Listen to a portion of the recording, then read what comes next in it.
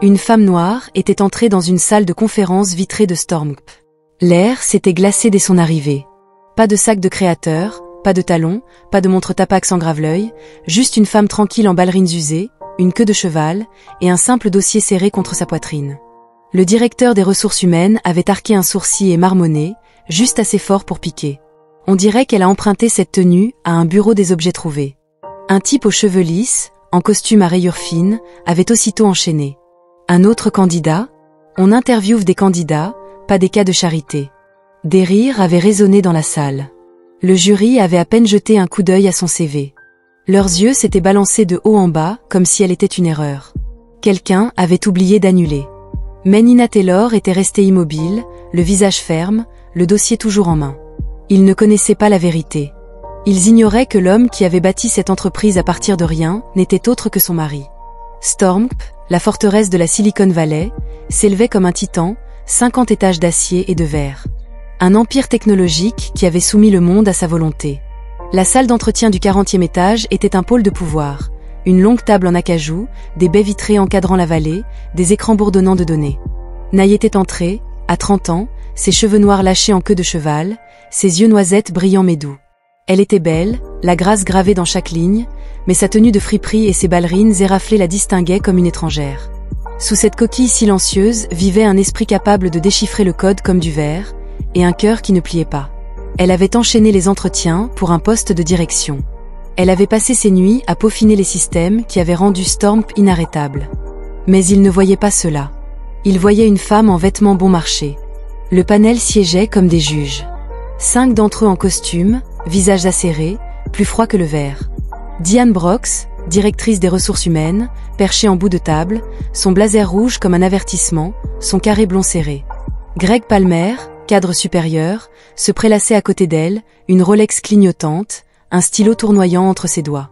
Tyler Ansley, 28 ans, une gamine de dynastie, souriait d'un air narquois dans un costume criant argent, sa cravate un nœud coulant en soie. Laura Chen, stratège en données, observait à travers des lunettes élégantes, ses lèvres une fine ligne. Mark Evans, chef des opérations, bras croisés, sa coupe au bol scintillant sous les lumières. Des centaines de personnes avaient postulé. À présent, c'était Na contre Tyler. Mais leur regard disait que le combat était terminé avant même d'avoir commencé. Na avait tendu son CV à Diane. Du papier blanc ordinaire, sans fioriture, juste son nom et une traînée de victoire discrète. Diane l'avait pris, sourit brièvement, puis l'avait glissé à Greg sans le lire. Il l'avait repoussé d'un geste moqueur. Ce n'est pas nécessaire. Les pages avaient glissé sur la table, s'arrêtant de travers devant Na. Aucune expérience pertinente, éducation moyenne, mauvaise spécialisation. Alors, dites-nous pourquoi exactement, vous pensez être un bon candidat pour cette entreprise? Son ton avait été acide, comme si Na avait craché sur leur sol. Na s'était redressée, la voix calme. J'ai passé 8 ans à construire des systèmes évolutifs. Ma dernière start-up a triplé ses revenus grâce à mon framework. Je suis ici parce que je résous des problèmes. Stormp n'a pas encore. Tyler l'avait interrompu en riant. Systèmes évolutifs? Comme une application de stand de limonade? Ce n'est pas une embauche, dommage. Diane avait souri. Elle est délirante. Elle pense sûrement qu'une feuille de calcul, c'est de la haute technologie. Laura s'était penchée en avant. Ton diplôme, c'est en sociologie? C'est Stormp, pas un club de lecture. Non, avait acquiescé Na. C'est de l'informatique, avec un accent sur l'éthique de l'IA. J'ai publié. Marc l'avait coupé, aboyant, publié? On n'a pas besoin de devoirs. On veut des résultats, tu te noies ici. Elle avait réessayé. Mon dernier projet de réduction des temps de traitement. Mais Tyler l'avait noyé. Sauve les histoires du soir gamin, personne n'achète. Diane ne s'était pas arrêtée. Elle avait attrapé un marqueur sur la table et avait écrit en majuscule sur le CV de Na, « Loser ». L'encre noire avait coulé alors qu'elle ricana. C'est ton titre maintenant. Tyler avait crié, signe-le, encadre-le. Greg avait applaudi. C'est un chef-d'œuvre d'échecs. Le panel avait rugi. Les téléphones avaient filmé les pages défigurées. Na s'était tenue là, l'encre coulant sous ses doigts. Elle les tenait, ses chaussures plates enracinées. Mais elle n'avait pas craqué. Elle avait simplement laissé le mot pendre. Son calme, un bouclier contre leur venin. Le venin s'était répandu vite. Diane avait tapoté son stylo. Tu gaspilles notre air. Tu as emprunté cette jupe dans une friperie? Greg avait ri. On dirait qu'elle est habillée pour le marché aux puces. Où est le stand de marchandage? Tyler s'était penché en arrière. Jamais vu une salle de conférence. Tu jouais dans une sitcom peut-être? Leur rire avait rebondi sur les murs. Aigre. Cruel. Le groupe s'était rapproché. Na avait gardé son sang-froid. Je suis ici pour parler de qualification, pas de vêtements. Diane avait levé les yeux au ciel. Qualification? Chérie, tu n'as aucune touche à l'herbe. Laura avait souri, narquoise. Et c'est la vente au détail. Marc avait souri à son tour. Ouais, reste au dernier échelon.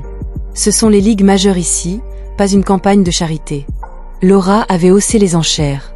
Elle avait attrapé une agrafeuse et l'avait tirée sur les papiers de Na, les dents en métal perçant des trous, tandis qu'elle sifflait. Déchiquetons le conte de fées. Marc avait ri. Du fromage suisse, ce CV. Diane, souriante, avait ajouté. Ça correspond à ces trous pour cerveau. Les pages s'étaient déchirées, les agrafes s'étaient éparpillées sur la table, et Na s'était penchée pour les ramasser, les mains stables malgré la piqûre. Mais Laura les avait repoussées du bord. Les déchets restent en place, avait-elle dit. Le silence de Na avait été un mur qu'il n'avait pas pu franchir. Il s'était entassé. Greg s'était levé, pimentons un peu les choses. Un test surprise, logique et codage, maintenant. Pas d'ordinateur portable, juste du papier et un stylo. Prouve que tu n'es pas une imposteur, avait-il lancé. Il lui avait poussé un gros paquet, 10 pages. Des problèmes tordus comme des nœuds, du genre à briser les nerfs de n'importe quel codeur. Na les avait pris, ses mains étaient restées fermes. Très bien, avait-elle soufflé. Elle s'était penchée, un stylo, des équations volantes, des boucles de preuves qui s'étaient déversées comme si elle les avait vécues. 5 minutes s'étaient écoulées, Tyler avait bâillé bruyamment. Diane avait fait défiler son téléphone, Laura avait marmonné. Elle griffonne des bêtises. Na avait fait glisser les feuilles vers eux, c'est fait. Greg les avait arrachées, avait effleuré un coin, puis les avait lentement déchirées en deux. Délibérément.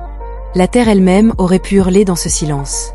Il avait jeté les feuilles à la poubelle. Le strict minimum. Tu n'es même pas proche. Un gaspillage total. Tyler était allé plus loin. Il avait attrapé une carafe d'eau sur la table et l'avait renversée sur la tête de Na. Le flot glacial avait trempé son chemisier et sa jupe. Il avait secoué la carafe en ricanant. Rafraîchis-toi, rêveuse. Greg avait souri. Elle est mouillée, maintenant. Laura avait claqué un commentaire. De l'or viral. L'eau avait coulé sur son visage, s'était accumulée sur ses ballerines. Na avait cligné des yeux à travers le froid. Sa queue de cheval était plaquée contre sa nuque. Mais elle n'avait pas bronché. Elle était restée debout. Sa force était un feu qu'il n'avait pas pu éteindre. Diane avait attrapé son téléphone, sécurité, alerte intrusion. Tyler avait ri, qu'on l'escorte dehors. Elle est une tâche dans cette pièce. Marc avait souri, narquois. Ne trébuche pas, chérie. 2 gardes avaient surgi. De gros badges noirs scintillaient sur leur polo. L'un lui avait agrippé le bras. L'autre avait arraché son dossier. Marc, excité, avait surenchéri. Il avait saisi le dossier des mains de Na, l'avait déchiré en morceaux. Les fragments avaient flotté dans l'air comme des confettis. Pas de place pour les imposteurs ici, avait-il aboyé. Diane avait applaudi. Déchiré ses rêves. Tyler lui avait lancé un stylo. Écris ton histoire de Soba ailleurs. Les morceaux déchiquetés étaient tombés à ses pieds. Son travail en lambeaux. Na s'était agenouillé pour les ramasser. Ses doigts étaient restés stables. Mais Marc les avait écrasés sur le tapis. Reste à terre, personne. Son calme avait été un rocher qu'il n'avait pas su briser. Bouge, avait grogné le premier garde. Il l'avait tiré vers la porte.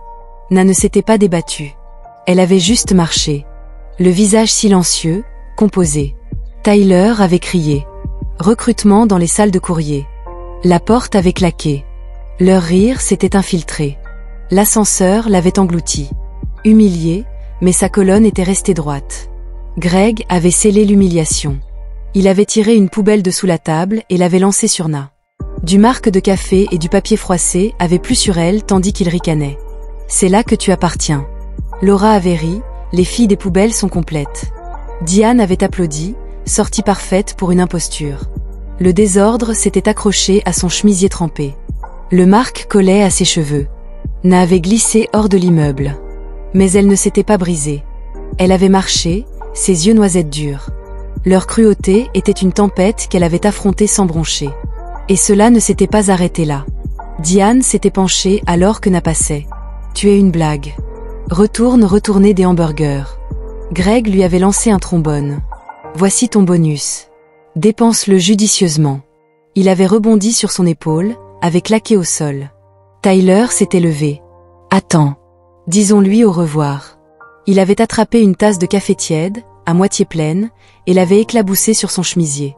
La tache brune avait fleuri instantanément. « Voilà ton Stormp. Bienvenue, avait-il lancé. Laura avait applaudi. « Parfait. Elle est en train de ruminer maintenant. » Na s'était essuyé la joue. Le café avait coulé, mais elle n'avait pas bronché. Elle avait continué de marcher. Les gardes tiraient plus fort. Le hall l'avait frappé comme une gifle. Le marbre étincelant, les employés qui s'activaient, inconscients de la femme en gris taché qu'on poussait dehors. Les gardes n'avaient pas relâché la pression. L'un lui avait poussé l'épaule. « Continue d'avancer. » L'autre avait jeté son dossier dans une poubelle près de la sortie. « Ne reviens pas » avait-il aboyé. Les portes vitrées s'étaient ouvertes. Na était sortie dans la lumière.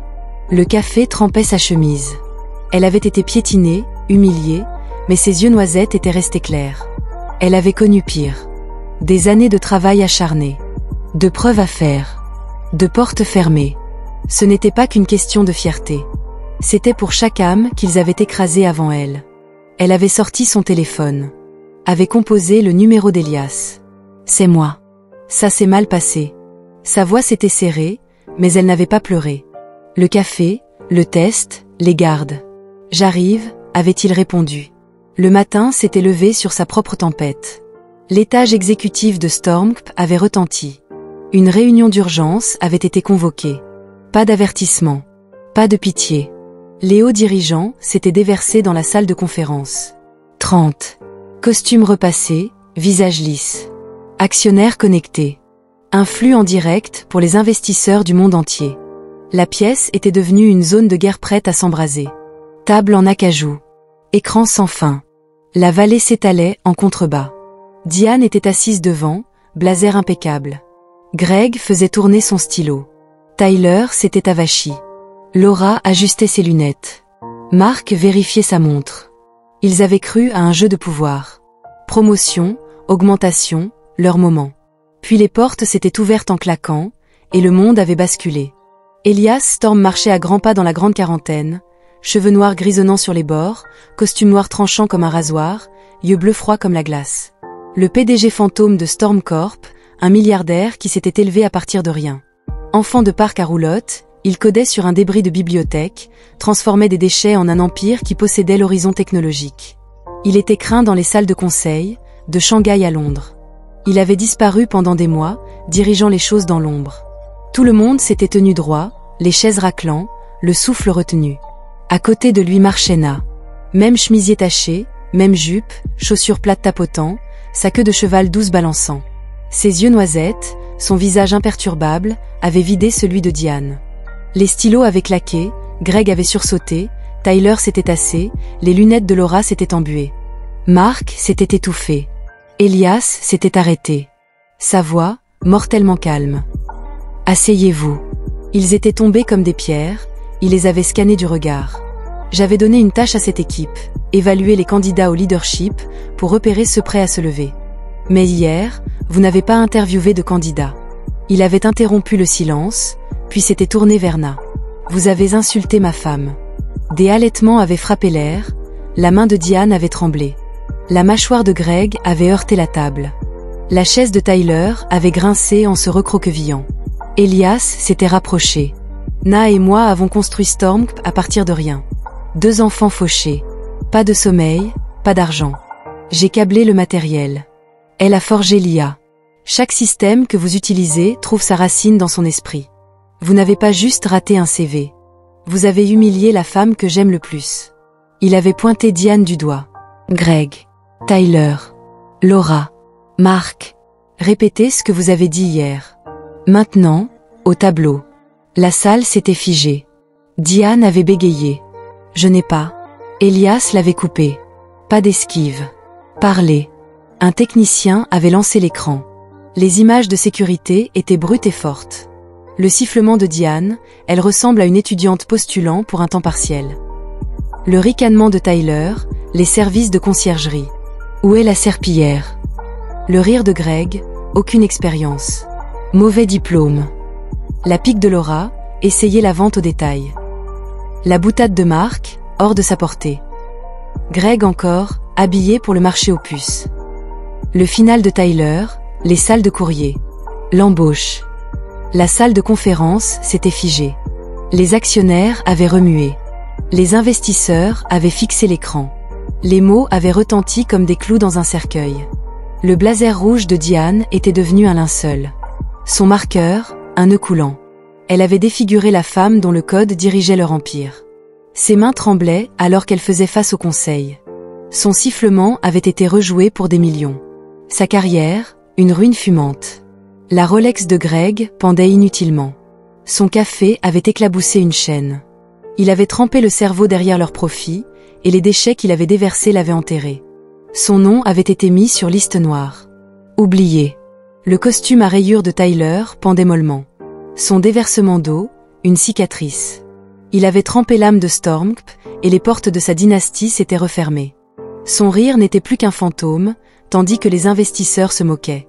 L'écran avait gravé leur honte dans l'histoire. Chaque ricanement, chaque coup, un clou dans leur cercueil. L'ascension silencieuse de Na, leur bourreau. Elias n'avait pas bronché. Vous avez déchiré son test, qu'elle avait pourtant résolu parfaitement, plus vite que vous n'auriez osé en rêver. Vous lui avez jeté du café. Vous avez appelé la sécurité. Répétez-le. Les lèvres de Diane avaient tremblé. Je ne peux pas. Tyler fixait ses chaussures, muet. Greg était rauque.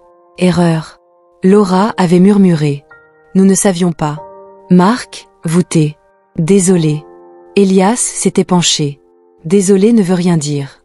Vous m'avez montré qui vous êtes, petit, aveugle, cruel. Stormp ne transporte pas de déchets. Il avait hoché la tête vers la sécurité. Les mêmes gardes, les mêmes polos. Prenez-les. Ils étaient finis. La salle avait retenu son souffle, tandis que les gardes s'étaient mis en mouvement. Le blazer de Diane traînait. La Rolex de Greg pendait. La cravate de Tyler tombait. Les lunettes de Laura glissaient. La coupe au bol de Marc s'inclinait. Les retombées avaient été un feu de forêt. Diane, Greg, Tyler, Laura, Marc avaient été renvoyés sur le champ. Les badges arrachés, ils étaient sortis sous le regard du conseil d'administration. Les actionnaires hochaient la tête. Les investisseurs tapaient des notes furieuses. Les lunettes de Laura ne pouvaient cacher sa chute. Ses agrafes l'attendaient. Elle avait déchiqueté le travail de l'architecte de Stormp. Son CV était désormais à la poubelle. Ses moqueries, devenues virales, avaient été maudites. La coupe au bol de Marc s'inclinait bas. Son dossier déchiré était une marque. Il avait brisé la femme qui avait construit leur monde. Son pas résonnait alors qu'il touchait le fond, suppliant à côté de Greg, tandis que la pièce de Na brillait dans sa paume. Le silence de la salle de conférence rugissait de leur ruine. Chaque rire, chaque coupure, un boomerang qui les avait brisés. La colère calme d'Elias et le regard fixe de Na, le marteau lâchant leurs propres mots, la corde qui les avait pendus. Stormp les avait mis sur liste noire. Leurs noms avaient été brûlés à travers toute l'industrie. Aucune entreprise ne voulait les toucher. CV déchiqueté. Appel bloqué. Profil LinkedIn, mort numérique.